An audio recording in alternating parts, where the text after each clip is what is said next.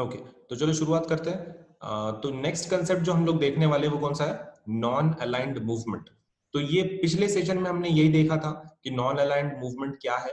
इसका मतलब ये होता है कि ये ऐसे कंट्रीज का ग्रुप है या ऐसी मूवमेंट है जिसके अंदर वो अमेरिका को भी ज्वाइन नहीं करना चाहते थे और वो सोवियत यूनियन को भी ज्वाइन नहीं करना चाहते थे। वो खुद का शांति से रहना चाहते थे। इस टाइप के मूवमेंट को क्या बोलते हैं हम लोग? Non aligned movement. Non aligned, वो किसी की तरफ भी अलाइन नहीं होना चाहते थे, ना अमेरिका की तरफ ना रशिया की तरफ, दैट मीन सोवियत यूनियन।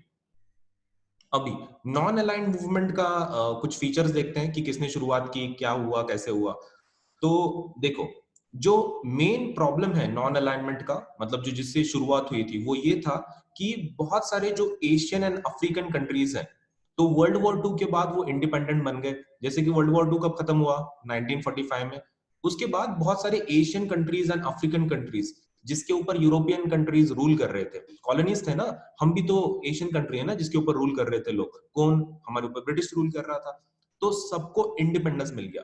तो मैक्सिमम कंट्रीज को, एशियन एंड अफ्रीकन कंट्रीज को, ये वॉर के बाद क्या मिल गया? इंडिपेंडेंस मिल गया। तो वो जो इंडिपेंडेंस उनका था, फ्रीडम जो उनको मिला था, वो बहुत मेहनत के बाद मिला था। ऐसा नहीं है कि जस्ट उन्होंने मांग लिया कि हमको फ्रीडम दे दो और मिल गया। हमको कितनी मूवमेंट करनी पड़ी। तुमको पता है गांधी जी का पीरियड था, रेवोल्यूशनरीज का था, तिलक का था। इतने लोगों ने बलिदान दिया, उसके बाद हमको फ्रीडम मिला है। तो फ्रीडम ऐसे ही सिंपली नहीं मिला था, राइट? बहुत मेहनत के बाद मिला था, वो भी 200-250 साल मेहनत करने के बाद। अब ये मेहनत करने के बाद जो हमको फ्रीडम मिला है, ये फ्रीडम ये कंट्रीज गंवाना नहीं चाहते थे। अब तुम बोलोगे सर, कोई कंट्रीज को ज्वाइन करने के बाद फ्रीडम कैसे चला जाएगा? ऑब्वियसली चला जाएगा ना। तुम कोई सुपर पावर को अगर ज्वाइन कर रहे हो, मतलब मान लो तुम्हारा तुम्हारा मस्त बिजनेस चल रहा है, लेकिन तुम अगर किसी सुपर पावर को ज्वाइन हो गए, अमेरिका को या फिर सोवियत को, वो तो तुमसे बहुत बड़े देश थे, तो इनडायरेक्टली वो तुम्हारे ऊपर राज कर रहे हैं ना। डायरेक्टली नहीं, तुम्हारे देश में आके राज नहीं कर रहे हो ब्रिटिश के जैसे, लेकिन तुम्हारे ऊपर कंट्रोल तो रख रहे हैं ना। ऐसा करो, वैसा करो, तुम्हारी मिलिट्री को ऐसा बढ़ाओ, इसको अटैक करो। तो ये जो इंस्ट्रक्शंस है, तो इंडिपेंडेंस चला गया ना। तो कोई भी कंट्रीज अपना इंडिपेंडेंस जो उन्होंने इतने मेहनत से लाइक बनाया था, लाइक उनको मिला था, वो इंडिपेंडेंस गंवाना नहीं चाहते थे। वो कोई भी कंट्री को लाइक ज्वाइन नहीं करना चाहते थे, क्योंकि उनको क्या ठीक रखना था? उनका इंडिपेंडेंस। इंडिपेंडेंस उनको उनका मेंटेन रखना था। अब कौन से लीडर्स ने ये शुरुआत की? तो एशियन एंड अफ्रीकन कंट्रीज के ही लीडर्स ने ये मूवमेंट शुरू की। ये जो नॉन अलाइनमेंट मूवमेंट है ना, तो ये एक सेपरेट ग्रुप बना। मतलब बहुत सारे कंट्रीज के पास अब 3 ऑप्शन हो गए। कौन से? एक तो अमेरिका को ज्वाइन करो, नहीं तो सोवियत को ज्वाइन करो, नहीं तो तीसरा ऑप्शन क्या? नाम को ज्वाइन करो। नाम मतलब क्या? Non aligned movement. तो ये वर्ड ध्यान में रखो, शॉर्ट फॉर्म। ये टेक्निकली ये इतना बड़ा वर्ड है, नॉन अलाइंड मूवमेंट। तो टेक्स्ट बुक के अंदर ना तुमको किधर भी, सपोज दूसरे बुक्स भी जब पढ़ोगे पॉलिटिकल साइंस के कोई, तो उसके अंदर वो नॉन अलाइंड मूवमेंट से नहीं, वो नाम से जाना जाएगा। ठीक है? तो नाम मतलब कौन सी मूवमेंट? Non aligned movement. तो लोगों के पास अब 3 ऑप्शन हो गए। कौन सा? एक अमेरिका, दूसरा सोवियत, तीसरा नाम। तो ये मूवमेंट किसने शुरू की? तो ये लीडर्स के नाम है और कंट्रीज के। तो उसमें इंडिया भी था। 4 कंट्रीज के योगदान के बाद ये मूवमेंट शुरू हुई थी। पहला कौन सा? इंडिया। दूसरा यूगोस्लाविया। तीसरा इंडोनेशिया। और लास्ट वाला घना। तो ये 4 कंट्रीज हैं। ठीक है? तो उसका ये ध्यान में रखना है, क्या बोलते हैं कंट्रीज के नाम? इंडिया, यूगोस्लाविया, इंडोनेशिया एंड घना। ये देखो, दो तो आए वाले ही हैं, इंडिया, इंडोनेशिया। खाली किसका नाम याद रखना है? घना का और युगोस्लाविया का। तो वो ध्यान में रखो। अभी ये कंट्रीज के लीडर्स जो थे उस टाइम के ऊपर, जिन्होंने मूवमेंट ये शुरू की थी, वो लीडर्स के नाम भी दिए हुए हैं। तो ये एग्जाम में तुमको पूछेंगे। पहला क्या पूछेंगे? एक तो कंट्रीज के नाम, मतलब ये सभी कंट्रीज के नाम पूछेंगे, या फिर वो किस किस चीज के बारे में पूछेंगे? लीडर्स के नाम पूछेंगे तुमको, ये वाला है। तो हर एक का लीडर का देखते हैं, नाम अलग अलग क्या है। तो पहला जो इंडिया का जो लीडर है उसका नाम कौन है? हमारी तरफ से कौन लीडर थे उस टाइम के ऊपर? पंडित जवाहरलाल नेहरू। तो नेहरू जी थे। युगोस्लाविया से कौन था? Marshal Tito. तो उनके लीडर कौन थे युगोस्लाविया के? Martial Tito. इंडोनेशिया इंडोनेशिया से कौन था? सुकर्नो। ठीक है, डॉक्टर सुकर्नो। तो ये थोड़े से नाम अटपटे हैं, लेकिन उनको ध्यान में रखो। युगोस्लाविया का कौन है? Martial Tito. और इंडोनेशिया का कौन है? सुकर्नो। ठीक है, डॉक्टर सुकर्नो। और घना का डॉक्टर क्वामे। ठीक है, डॉक्टर क्वामे नरकुआ। तो ये उसका थोड़ा जो सरनेम है थोड़ा सा डिफिकल्ट है टू रिमेम्बर, तो नरकुमा एक तुम वो ध्यान में रखो, नहीं तो डॉक्टर क्वामे ऐसा याद रखा तो भी चलेगा। तो ये 4 लीडर के नाम अच्छे से ध्यान में रखो। इंडिया को तो याद रखने की जरूरत ही नहीं है, जवाहरलाल नेहरू वो तुम कब से सुन रहे हो जवाहरलाल नेहरू जी के बारे में, जरूरत नहीं है। मार्शल टिट्टो का नाम ध्यान में रखो, एक है टिट्टो, सुकर्नो और लास्ट वाला क्वामे, ठीक है। तो ये 3 लीडर्स और ये हमारे चौथे +1। तो कितने कंट्रीज इन्वॉल्व थे नॉन अलाइनमेंट मूवमेंट के लीडर्स? 4, इंडिया, युगोस्लाविया, इंडोनेशिया, घना, और उनके 4 leaders Nehru ji, ditto, Sukarno और क्वामे। आगे बढ़ते हैं अभी। अब नाम का इवैल्यूएशन देखते हैं, नॉन अलाइनमेंट मूवमेंट थोड़ा डिटेल में देखते हैं कि एग्जैक्टली उन्होंने क्या कर लिया, कुछ हुआ भी उनसे कि नहीं, वो सब कुछ। तो पहली चीज, वो किस चीज को अपोज करते थे? तो नॉन अलाइनमेंट मूवमेंट किन चीजों को अपोज करते थे? कोलोनियलिज्म को। कोलोनियलिज्म मतलब क्या? कॉलोनीज बनाना। तुमको तो पता है नॉन अलाइनमेंट मूवमेंट्स की मैक्सिमम कंट्रीज किसमें से थे? एशिया और अफ्रीका के, जिनके ऊपर यूरोपियन कंट्रीज ने राज किया था। तो कॉलोनीज थे ना, जैसे कि इंडिया, हम कॉलोनी थे किसके? ब्रिटिश के। तो जब हमको इंडिपेंडेंस मिला तो हम किसके अपोजिशन में आ गए? कोलोनियलिज्म। मतलब क्या? एक कंट्री दूसरे कंट्री के ऊपर राज नहीं कर सकती है, तो इसी को क्या बोलते हैं कि हम लोग अपोजिशन में आ गए कोलोनियलिज्म के। दूसरा किसका अपोजिशन था नाम का? तो वो था इंपेरियलिज्म का। तो नाम को बिल्कुल अच्छा नहीं लगता था, नाम के जो कंट्रीज हैं उनको बिल्कुल अच्छा नहीं लगता था कि इंपेरियलिज्म कोई कंट्रीज कर रहे थे। इंपेरियलिज्म मतलब क्या? साम्राज्यवाद, मतलब अपनी कंट्री का दायरा बढ़ाना। जो बॉर्डर है तुम उसी में रहो ना, अपनी कंट्री के बॉर्डर्स क्यों बढ़ा रहे हो वॉर करके? तो वो भी अलाउड नहीं था, तो वो इनको बिल्कुल अच्छा नहीं लगता था, अगेंस्ट में थे इंपेरियलिज्म के। और लास्ट किसके अगेंस्ट में थे वो? रेसिज्म के। अब ये थोड़ा सा, ये तो समझ में आ जाता है बच्चों को जल्दी से। रेसिज्म का थोड़ा लॉजिक हार्ड जाता है हमको। नाम क्यों अपोज करता था रेसिज्म को? तो इसका मैं एक सिंपल एग्जांपल देता हूं। जब ब्रिटिश यहाँ पर आए इंडिया में, तो वो क्या सोचते थे कि इंडिया के ऊपर उन्होंने इसलिए राज करना चाहिए क्योंकि वो गोरे हैं। मतलब हम बेसिकली देखो, हमारे इसमें भी तुमको व्हाइट लोग दिखते होंगे, सपोज व्हाइट एंड ब्लैक, लेकिन हमारा व्हाइट एग्जैक्टली कलर नहीं है। मतलब इंडियन लोग जो है ना वो ब्रिटिश है, मतलब थोड़ा सा गेहुआ कलर है हमारा। तो वो ब्रिटिश वाले लोग क्या बोलते थे कि हम लोग गोरे हैं, हम लोगों को भगवान ने भेजा है, और कि यहाँ के जो ये काले लोग हैं या फिर यहाँ के जो ब्रिटिश लोग हैं उनको प्रोग्रेस कराएं। मतलब ये उनका लॉजिक रहता था कि वो हमारे ऊपर क्यों रूल कर रहे हैं, उनको रीजन पूछा ना, या फिर सपोज वो कैसे उसको जस्टिफाई करते थे। तो ऐसा बोलते थे कि हम इसलिए राज कर रहे हैं इंडिया के ऊपर क्योंकि हम लोग गोरे हैं। अब इसमें तो कोई सेंस नहीं बनता, कलर से थोड़ी इंटेलिजेंस या फिर सपोज लेट्स से महानता जाहिर होती है, लेकिन उस टाइम के ऊपर वो ऐसा बताते थे कि गोरे लोग सबसे भारी होते हैं बोल के। यूरोप के ही सब गोरे थे ना, बाकी की तरफ तो सब काले थे। तो उनका वो जो लॉजिक था, उस वर्ड को क्या बोलते हैं? रेसिज्म। रेसिज्म मतलब क्या? The difference between suppose white and black people. तो यही कंसेप्ट उन्होंने किस चीज के लिए यूज की थी? कोलोनियलिज्म के लिए। मतलब इसमें डायरेक्ट रिलेशन है कोलोनियलिज्म और रेसिज्म में, क्योंकि रेसिज्म किस चीज के लिए यूज करते थे वो? To justify. जस्टिफाई किस चीज को?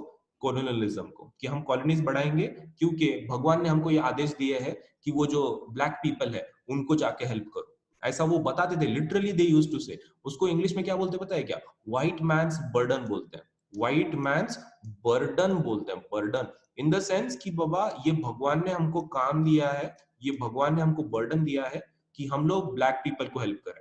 ये फालतू का लॉजिक था उनको, वो जस्ट जस्टिफाई करते थे। ये क्या सच थोड़ी है, वो खाली जस्टिफाई करते थे सो दैट वो बता सके कि हम लोग क्यों रूल कर रहे हैं।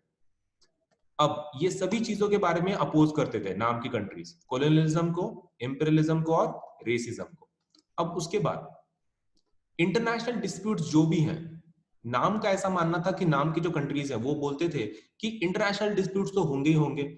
अब जैसे कि तुम्हारे घर में देख लो ना, तुम्हारे मम्मी पापा के साथ या फिर सपोज तुम्हारे भाई बहन के साथ कभी ना कभी तो झगड़े होते ही हैं, ठीक है, फॉर सम रीजन कुछ ना कुछ तो डिस्प्यूट होता ही रहता है। अब वैसे ही कंट्रीज में भी बड़े बड़े डिस्प्यूट होते हैं, तो डिस्प्यूट तो होने ही वाले हैं, ठीक है, उसको रोक नहीं सकते हम लोग। लेकिन नाम के कंट्रीज का ये बोलना था कि डिस्प्यूट अगर होते हैं तो ठीक, लेकिन उसको पीसफुल वे से सॉल्व करो। मतलब जो भी तुम्हारा डिस्प्यूट है, जो भी तुम्हारा झगड़ा है, उसको थोड़ा शांति से सॉल्व करो, ऐसा बोलना था उसको। किनको? नाम की कंट्रीज को। मतलब तुम ऐसा मत करो कि झगड़ा अगर सॉल्व करने का है तो वॉर इज अल्टीमेट सॉल्यूशन है, वैसा मत करो। मतलब नाम के कंट्रीज का क्या बोलना था कि जैसे कि सपोज पाकिस्तान या फिर इंडिया के बीच में कश्मीर के ऊपर से इशू है, तो नाम के कंट्रीज का ऐसा बोलना था कि तुम बात करो ना, एग्रीमेंट करो, कुछ मीटिंग बनाओ, उसमें कुछ सॉल्व करो ये इशू बैठ के, लेकिन वॉर मत करो। क्योंकि वॉर होने से तुमको पता है एग्रीमेंट्स इतने बने हुए थे, नेटो का एग्रीमेंट, वॉरसॉ का एग्रीमेंट, ये ऐसे छोटे छोटे वॉर से exactly it can convert to a big world war. तो कोई भी दो कंट्रीज का बीच का war can convert also to world war. Hence नाम क्या बोलता था कि कोई भी दो कंट्रीज के बीच का वॉर वर्ल्ड वॉर में कन्वर्ट हो सकता है। हेंस उन्होंने बोला कि शांति से करो यार, जो भी करना है ना तुमको, शांति से सब प्रॉब्लम सॉल्व करो। तो उनका ये मेन प्रोपेगेंडा था। वो बोलते थे कि इंटरनेशनल डिस्प्यूट्स पीसफुल वे से सॉल्व करो। अब उनके प्रिंसिपल्स क्या थे? नाम के जो प्रिंसिपल्स वो ये तीन थे: humanism, global piece and equality. तो ह्यूमनिज्म मतलब क्या कि बाबा जो हमारा ह्यूमन नेचर है, मतलब थोड़ी दया दिखाओ, कंपैशनेट। ह्यूमंस मतलब क्या रहते हैं? एनिमल्स और ह्यूमंस में क्या डिफरेंस है कि एनिमल्स के पास इंटेलिजेंस नहीं है, प्लस उनके पास इमोशंस नहीं है, राइट? मतलब इन द सेंस उनके खुद के इमोशंस होंगे, हु केयर्स अबाउट इट, लेकिन उनके पास रैशनैलिटी नहीं है जो हमारे पास है। हमारे दिमाग की वजह से जो हमारे पास रैशनैलिटी है, रैशनैलिटी मतलब क्या? अच्छे बुरे का फर्क, जो समझ में आता है हमको, अच्छे बुरे का फर्क, उसी को क्या बोलते हैं हम लोग? ह्यूमनिज्म बोलते हैं। तो ये यही प्रिंसिपल नाम प्रोपेगेट करता था कि अपनी ह्यूमनिज्म को जगाओ, अपना जो अच्छा व्यवहार है। ह्यूमन मतलब क्या होता है? हमारा पिक्चर वैसा रहता है ना, human being is a very compassionate noble animal, ठीक है? तो वो प्रिंसिपल को आगे करो। वॉर क्यों कर रहे हो? ह्यूमन की तरह रहो, दूसरे ह्यूमन को भी ह्यूमन के जैसा ट्रीट करो। तो ये प्रिंसिपल वो आगे कर रहे थे। कौन सा? ह्यूमनिज्म। दूसरा कौन सा?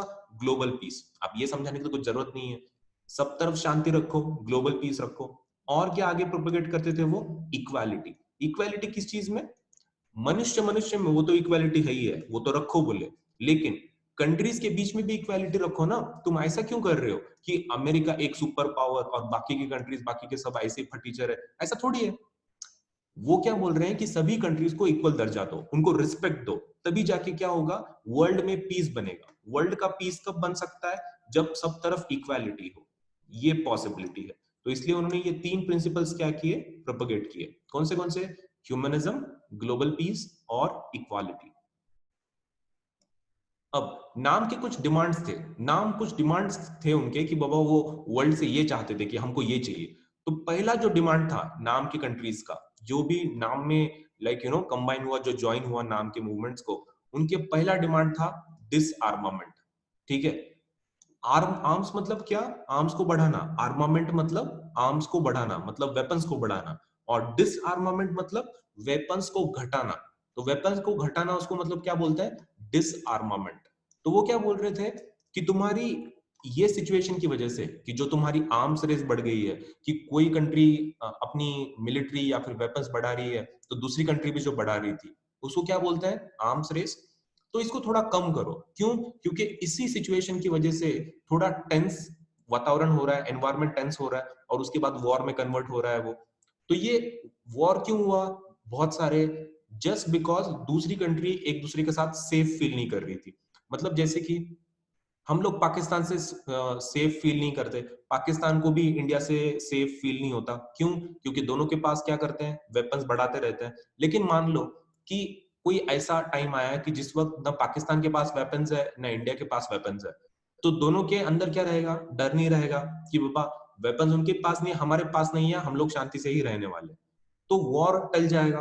तो ये एग्जैक्टली होता नहीं है रियलिटी में, लेकिन वॉर की सिचुएशन जरूर कम हो जाता है डिसआर्मामेंट की वजह से।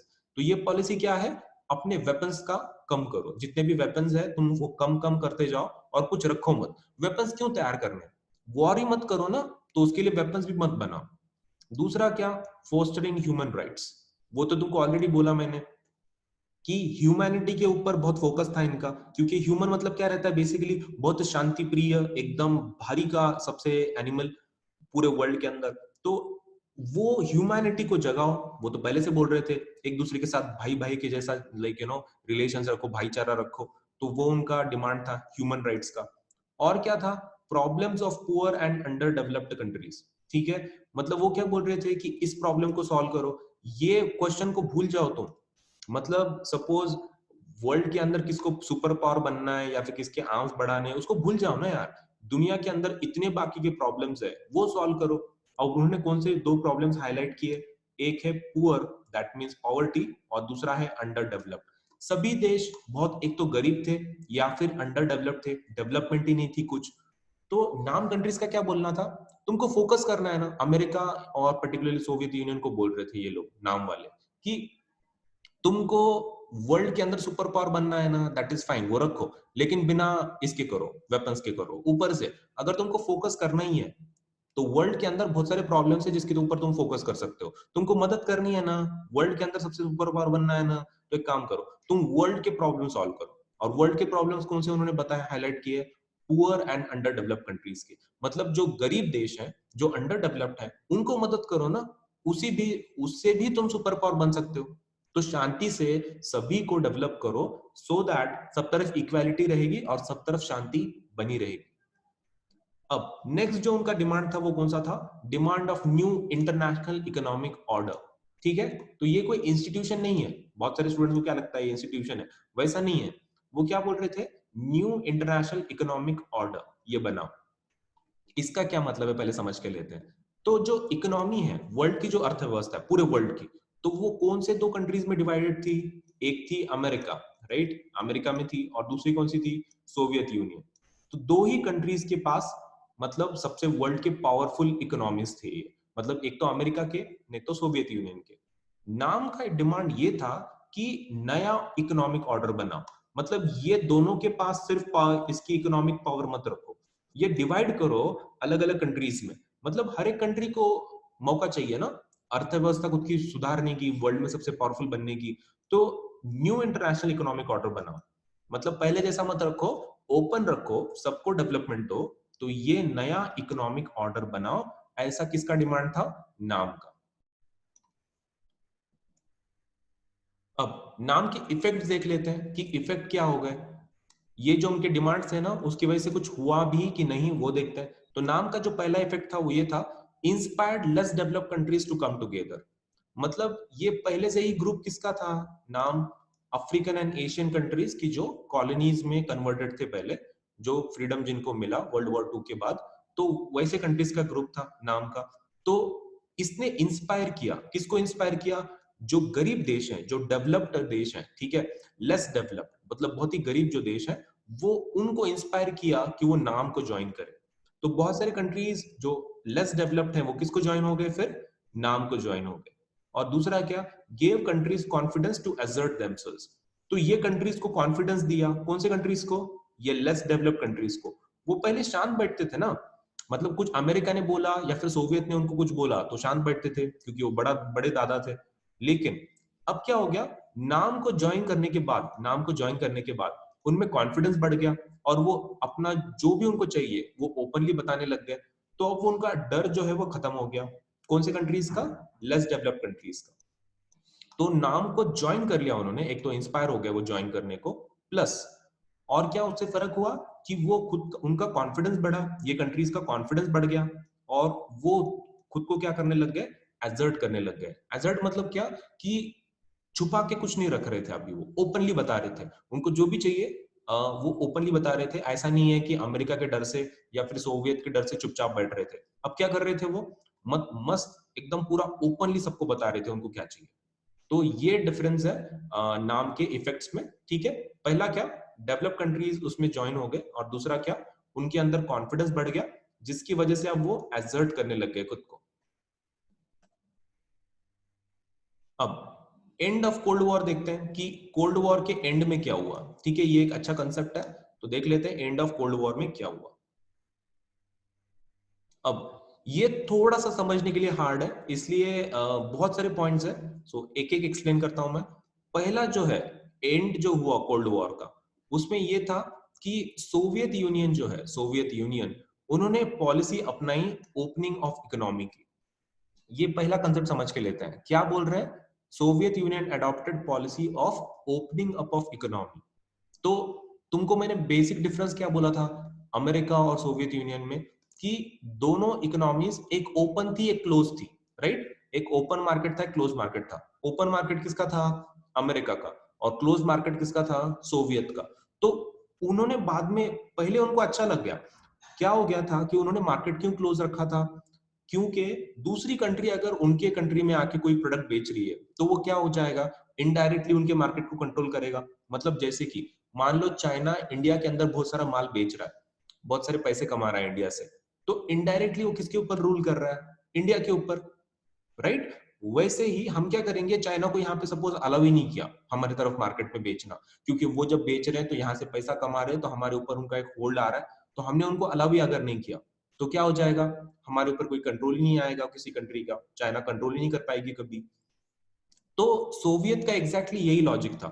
उनका क्या बोलना था कि हम, हमारे जो अर्थव्यवस्था है, हमारी जो इकोनॉमी है, हमारे कंट्री के अंदर कोई भी बाकी की कंट्रीज को घुसने नहीं देंगे, क्योंकि कोई कंट्री अगर हमारे कंट्री में घुसी तो फिर वो हमारे मार्केट को कंट्रोल करना शुरू करेगी। तो ये उनका लॉजिक था, उन्होंने क्यों क्लोज किया था। लेकिन उसके प्रॉब्लम्स भी उन्होंने बाद में फेस किए, क्योंकि क्या हो जाता है कि हर एक कंट्री हर प्रोडक्ट नहीं बना सकती। जैसे कि मान लो इंडिया का मैंने तुमको एग्जांपल बोला, हमारे पास क्रूड ऑयल का प्रॉब्लम है, मतलब पेट्रोल डीजल का। तो वो जो क्रूड ऑयल है जिससे पेट्रोल डीजल बनता है तुम्हारा, हमारे यहाँ पे सोर्सेस नहीं है। अब है ही नहीं तो कहां से मंगाएंगे? बाहर के कंट्रीज से। तो सोवियत वाला अगर लॉजिक हम लगाए कि भाई हम बाहर से लेंगे नहीं, हम हमारे यहाँ पे तैयार करेंगे। ठीक है ना, लेकिन तैयार करने के लिए क्या है तुम्हारे पास? तुम्हारे पास क्रूड ऑयल है क्या कि जिससे तुम पेट्रोल डीजल बनाओगे? कुछ भी नहीं है तुम्हारे पास, तो किसके ऊपर डिपेंड करना पड़ेगा? मिडिल ईस्ट कंट्रीज के पास, सऊदी अरेबिया, हम वो कंट्रीज के ऊपर डिपेंड करना पड़ेगा। तो ये तुमको ध्यान में रखना है कि मार्केट को क्लोज करना, ये डिसीजन सोवियत यूनियन ने क्यों लिया? क्योंकि उनको बाकी की कंट्रीज को उसके ऊपर होल्ड नहीं लाना था, रशिया के ऊपर, सोवियत के ऊपर। और उन्होंने बाद में इसके प्रॉब्लम्स क्या देखे कि हर प्रोडक्ट वो नहीं बना पा रहे थे। कोई कंट्रीज के पास बहुत अच्छे प्रोडक्ट्स थे, तो उन्होंने क्या किया, उनका मार्केट ओपन करना शुरू किया, क्योंकि उसको उनके डिसएडवांटेजेस ज्यादा दिखे। तो पहले उनका मार्केट क्लोज था। अब जब कोल्ड वॉर खत्म हो रहा था, उन्होंने ये जाना कि इकोनॉमी को बंद रख के कुछ फायदा नहीं है, उल्टा नुकसान हो रहा है। तो उन्होंने क्या किया, ओपन कर दिया उनके इकोनॉमी को। तो they started opening up of their economy. तो क्लोज से किस में कन्वर्ट हो गए? ओपन में कन्वर्ट हो गए। दूसरा, उनका जो प्रेसिडेंट है, जो नया जो प्रेसिडेंट बना था end of the cold war के वक्त, तो वो बहुत होशियार था, जिसका नाम है मिखाइल। ठीक है, प्रेसिडेंट मिखाइल गोर्बचाव। तो गोर्बचाव ये उसका सरनेम है, मिखाइल उसका नाम है। तो ये जो प्रेसिडेंट है उनके, वो बहुत मतलब लाइक क्लेवर थे, होशियार थे। उन्होंने ये प्रॉब्लम जाना कि उनके इकोनॉमी में क्या हो रहा है, और उन्होंने कुछ पॉलिसीज इंप्लीमेंट की। तो इनकी वजह से एक्चुअली ये मार्केट ओपन हुआ था, वो तुमको ध्यान में रखना है। ये मार्केट ओपन क्यों हुआ था? ये पर्सन की वजह से। This person is responsible who was very clever, जो बहुत होशियार था, जिसने ये जाना कि क्लोज करके कुछ फायदा नहीं है, ओपन रख के ही ज्यादा फायदा होगा मार्केट को। तो उनकी जो पॉलिसीज हैं, एग्जाम के अंदर सबसे पहले तुमको ये पूछेंगे, इनका नाम बहुत इंपॉर्टेंट है, मिखाइल गोर्बचाव, तो भूलो मत। और उनकी जो पॉलिसीज हैं, वो पॉलिसीज का नाम पूछेंगे तुमको। तो उनके दो पॉलिसीज थे, ठीक है। एक को क्या बोलते हैं? पेरेस्ट्रॉइका। तो इसमें दो वर्ड्स हैं, ठीक है, ये रशियन वर्ड्स हैं, ये तुमको ध्यान में रखना है। पहला वर्ड क्या है? पेरेस। उसको आधा आधा तुमको बोलना है, ठीक है। जब तुम उसको प्रोनाउंस करोगे तो कैसे प्रोनाउंस करना है? पहले पेरेस बोलना है, पेरेस, एंड बाद में ट्रॉइका, ठीक है। तो टी से अलग प्रोनाउंसिएशन करना है तुमको, पहले पेरेस बाद में ट्रॉइका, पेरेस ट्रॉइका। तो ये पेरेस्ट्रॉइका क्या है? ये रशियन वर्ड है, ठीक है। जैसे हमारे हिंदी वर्ड्स होते हैं, मराठी वर्ड्स होते हैं, वैसे ही ये रशियन वर्ड है। तो ये पॉलिसी किसकी थी? मिखाइल गोर्बचाव की। और पेरेस्ट्रॉइका का मतलब क्या होता है? रीस्ट्रक्चरिंग, ठीक है, रीस्ट्रक्चरिंग। रीस्ट्रक्चरिंग किसको रीस्ट्रक्चर कर रहे थे? वो पूरे देश को रीस्ट्रक्चर कर रहे थे, मतलब उनकी पूरी पॉलिसीज चेंज कर रहे थे। इसको क्या बोलते हैं? रीस्ट्रक्चरिंग। तो पेरिस्ट्रॉइका का क्या मतलब होता है? रीस्ट्रक्चरिंग। और वो किसकी रीस्ट्रक्चर कर रहे थे? पूरे देश की, ठीक है। तो पूरे देश का जो रीस्ट्रक्चरिंग है उसको क्या बोलते हैं? पेरेस्ट्रॉइका। और दूसरा जो पॉलिसी है मिखाइल का, तो वो कौन सा है? ग्लासनॉस्ट, ठीक है, ग्लासनॉस्ट। तो ग्लासनॉस्ट ये भी अगेन एक रशियन वर्ड है, रशियन पॉलिसी है। तो ये जो रशियन वर्ड है, इसका मीनिंग क्या होता है? ओपननेस। अब ओपननेस बताने की तो जरूरत नहीं है, किसको ओपन कर रहे थे वो? मार्केट को ओपन कर रहे थे। तो दो पॉलिसीज लाई मिखाइल, प्रेसिडेंट गोर्बचाव ने दो पॉलिसीज लाई। एक का नाम था पेरेस्ट्रॉइका और दूसरे का नाम था ग्लासनॉस्ट। पेरेस्ट्रोइका का मतलब होता है रीस्ट्रक्चरिंग, मतलब पूरे देश को चेंज कर रहे थे वो, स्ट्रक्चर चेंज कर रहे थे उसका पॉलिसीज का। और दूसरा क्या है, ग्लासनॉस्ट, जिसका मतलब होता है ओपननेस। किसको ओपन कर रहे थे वो? मार्केट को ओपन कर रहे थे। ये जो स्टार्टिंग में पॉइंट डिस्कस किया ना हमने कि अर्थव्यवस्था को उनको ओपन कर रहे थे, तो वो कौन किसके पॉलिसी के अंडर हो रहा था? वो ग्लासनॉस्ट के अंडर हो रहा था। और वो किसकी पॉलिसी थी? गोर्बाचोव की।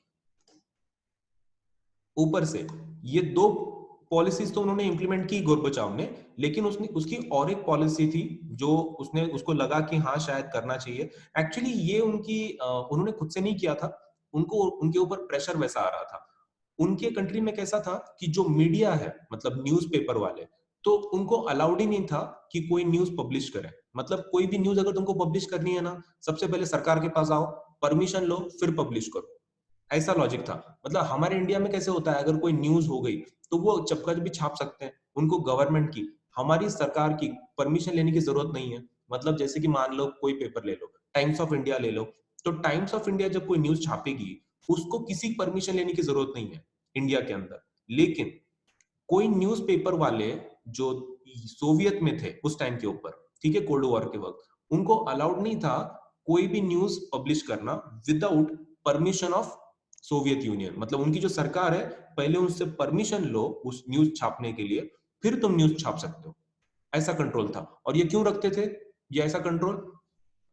क्योंकि अगर ओपनली बोल दिया तो जो भी वो कर रहे हैं चीजें उनके कंट्री में डेवलपमेंट के लिए, या फिर बाकी को कुछ भी जो भी कर रहे हैं उनके देश में, तो उसके ऊपर क्या करेंगे, लोग उठाव करेंगे, लोग कुछ भी बोलेंगे उसके अगेंस्ट में बोलेंगे। तो उन्होंने सबको दबा के रखा था। किसको दबा के रखा था? उन्हीं उनके खुद के सिटीजन्स को ही दबा के रखा था।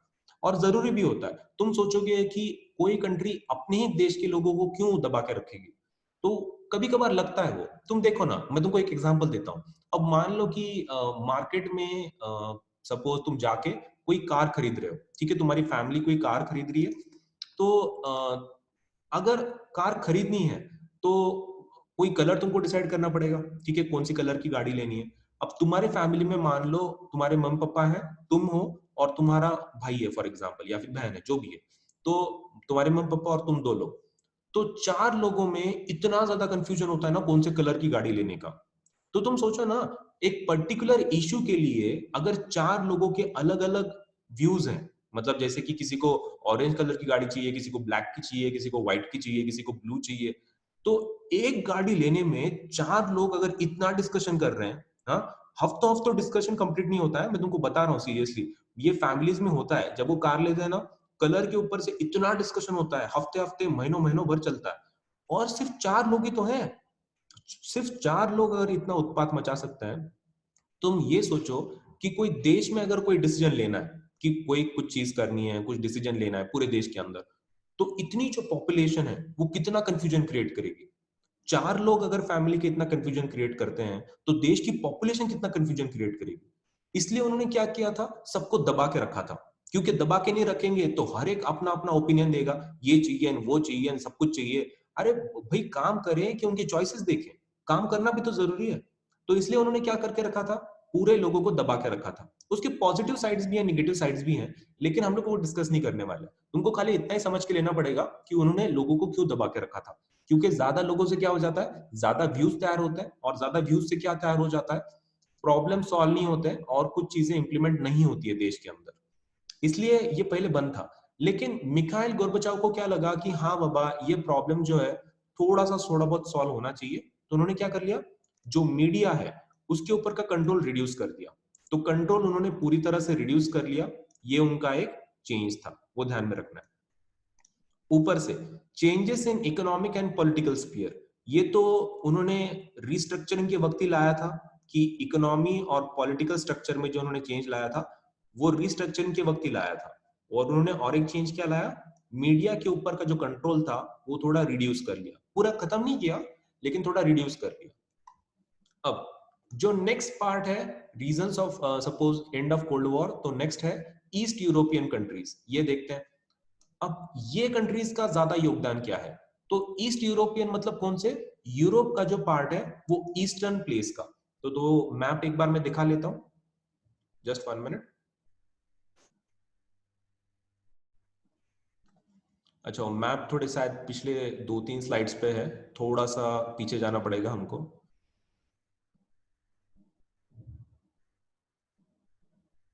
लेकिन वो जरूरी है बात करना उसके ऊपर।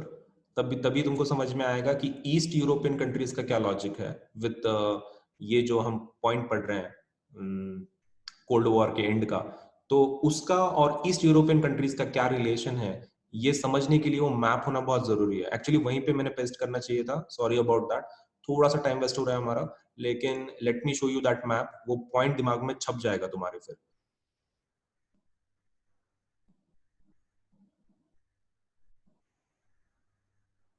ओके, तो ये रहा मैप जिसकी बात कर रहा था मैं।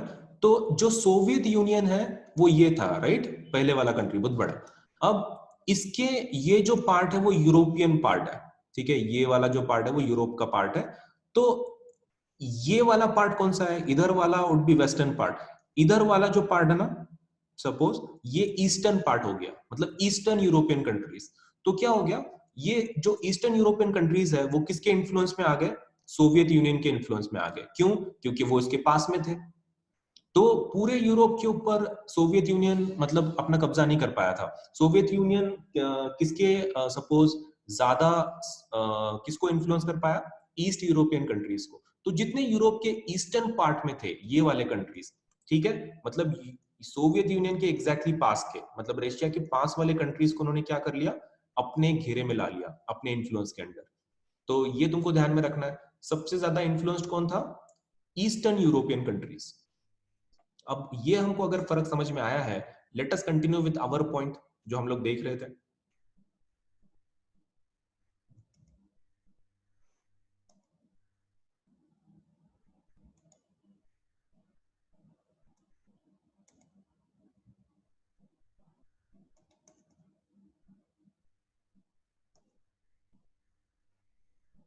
ओके, तो इसमें हमने गोरबाचोव के तो पॉलिसीज देखे, अब ईस्टर्न यूरोपियन के देखते हैं। ईस्टर्न यूरोपियन कंट्रीज का कैसा है कि पहला, वो किससे इन्फ्लुएंस थे, सोवियत यूनियन की तरफ से थे। ये कंट्रीज किसकी तरफ से थे, सोवियत यूनियन के।